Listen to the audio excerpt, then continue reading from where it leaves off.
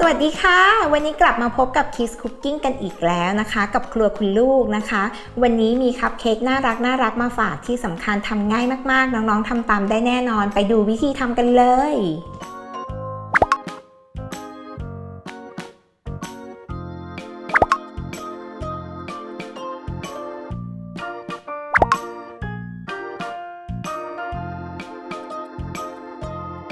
เริ่มจากนำพิมพ์กดคุกกี้รูปวงกลมนะคะกดลงไปตรงกลางของคัพเค้กให้เป็นรูแบบนี้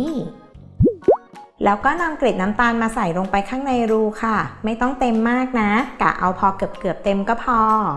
จากนั้นเราก็เอาเค้กที่ตัดออกไปเมื่อสักครู่มาปิดไว้ที่เดิมมาถึงขั้นตอนการตกแต่งแล้วค่ะตกแต่งด้วยการบีบบัตเตอร์ครีมลงบนเค้กได้เลยส่วนใครจะตกแต่งเพิ่มเติมด้วยเกล็ดน้ำตาลหรือตุ๊กตาแบบอื่นก็ทำได้ตามใจชอบเลยนะคะ